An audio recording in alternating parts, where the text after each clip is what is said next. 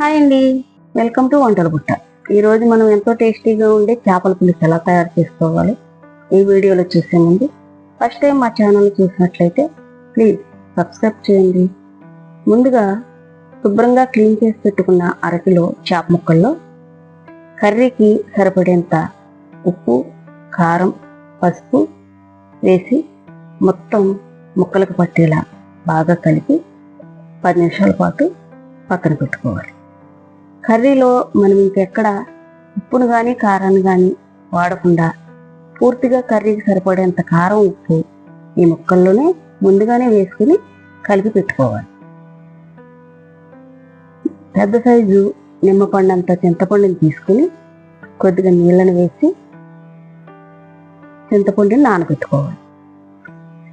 Stove on చేసి బాండీ పెట్టి బాండీ వేడయ్యాక 1 కప్పు ఆయిల్ వేసి ఆయిల్ వేడయ్యాక సన్నగా తరిగి పెట్టుకున్న 1 కప్పు ఆనియన్స్, సన్నగా కట్ చేసి పెట్టుకున్న 4 పచ్చిమిర్చి చీలికలు వేసి మొత్తం కలిసేలా కలిపిన తర్వాత 2 రెమ్మల కరివేపాకును కూడా వేసి ఆనియన్ దోరగా మగ్గేంత వరకు మగ్గించుకుని సన్నగా కట్ చేసి పెట్టుకున్న 1 కప్పు టమోటా ముక్కల్ని కూడా వేసి మొత్తం కలిసేలా కలుపుతూ టమోటా ముక్క మెత్తగా మగ్గేంత వరకు మగ్గించుకోవాలి. టమోటా ముక్క మగ్గిన తర్వాత మనం ముందుగా కలిపి పెట్టుకున్న చేప ముక్కల్ని ఒక్కొక్కటిగా బాండీలో వేసుకోవాలి.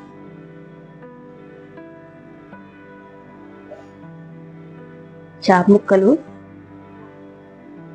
ఒకదానికొకటి అంటుకోకుండా ఉండాలంటే 1 నిమిషం తర్వాత మూతను తీసి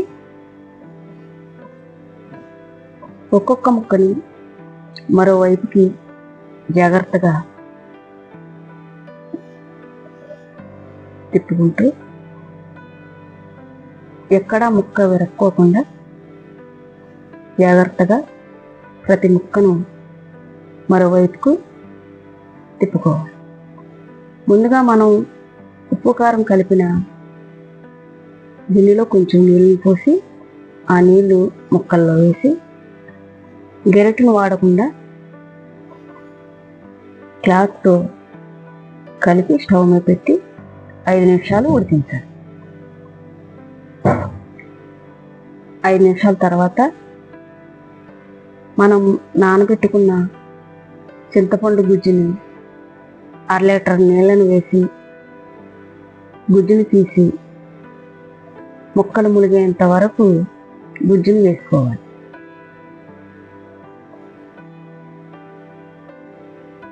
ఎక్కువగా నీళ్లు పోయిపోకుండా ముక్క ములిగేంత వరకే వేసుకుని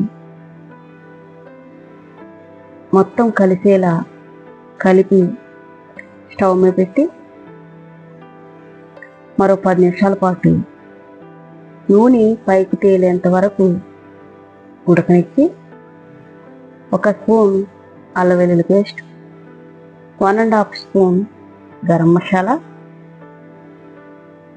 పొడిని వేసి మొత్తం కలిసేలా కలుపుకొని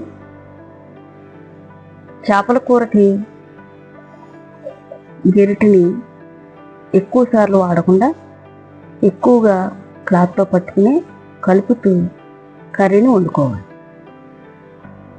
చింతపండు గుజ్జు దగ్గరగా ఉడికిన తర్వాత సన్నగా కట్ చేసి పెట్టుకున్న కొత్తిమీరను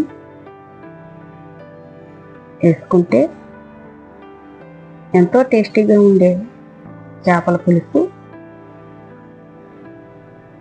రెడీ అవుతుంది.